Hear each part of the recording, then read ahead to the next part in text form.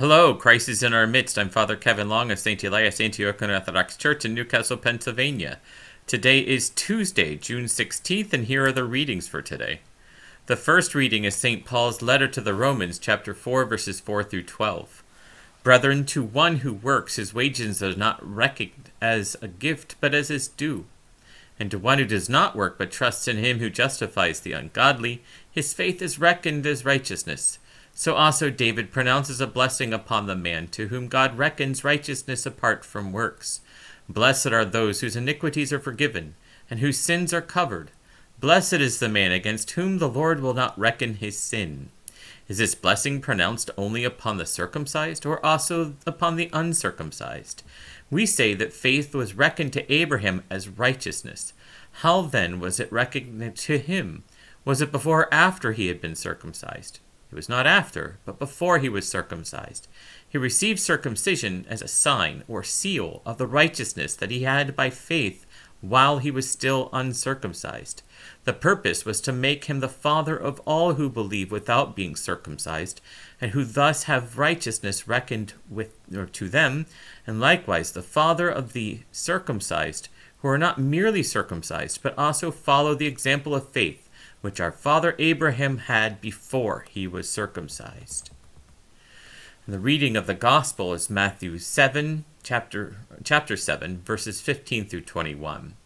The Lord said, "Beware of false prophets, who come to you in sheep's clothing, but inwardly are ravenous wolves. You will know them by their fruits. Are grapes gathered from thorns, or figs from thistles?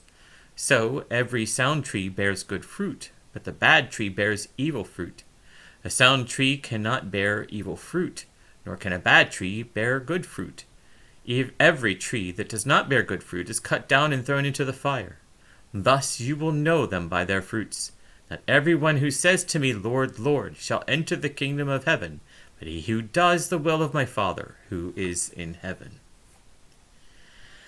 I think the major message that we can take from both the reading of the epistle and also the reading of the gospel has to do with the order in which good deeds are shown. I think St. Paul's message to the Romans is very important for us to bear in mind. He talks about circumcision as a sign or a seal of one's identity as part of the community of God, because that's how it was within Judaism. But that community is really established by faith before the act of circumcision takes place. Circumcision is the sign of the faith and the relationship that they have with God. It is not the reason that they have that association with God. It isn't the circumcision that justifies them, but rather the faith that was held before the circumcision that makes the circumcision of value. And that's exactly how it is as Christ speaks in how trees bear fruit. For us, it's important to remember because we think of it in terms of how our works are done. Again, we need to understand that our good works have nothing to do with our salvation. They show the fruit of our salvation.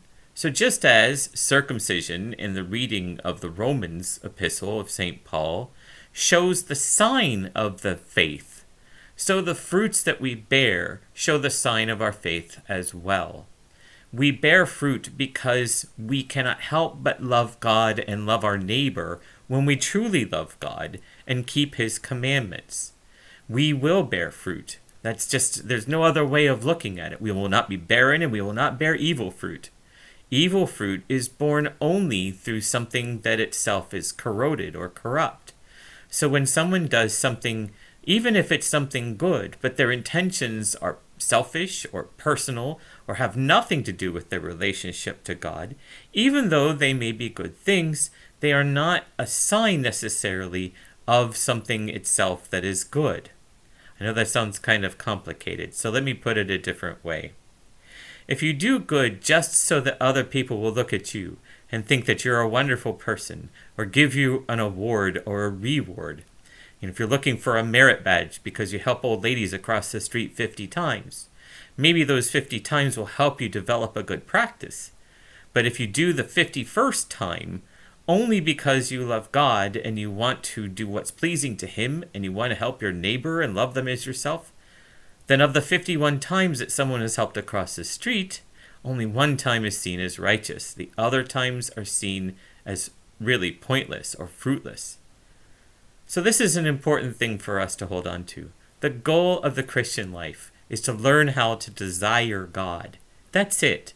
It's very simple. Of course, it's not simple at all. But the goal is to desire God, to want to be with God in every occasion, to want to have God included in everything that you do, for him to be present in your life at all times and in all occasions. And so when you do the things that are well-pleasing to him, it's because he's right there with you. And because your desire is for the fruits that you do, for the actions that you do, to be reflexive of his love for you. So that's what we're called to do, and that's what we're called to be bearers of the fruit, to do the good things that are helpful to this world, to bring about a peace that this world does not understand on its own, to do these good works so that God's name may be glorified in us, through us, to a world that is thirsty and starving for that kind of relationship. May God bless you and keep you. May he be with you and all the members of your family, and may he grant you his peace always and forever. Have a good day.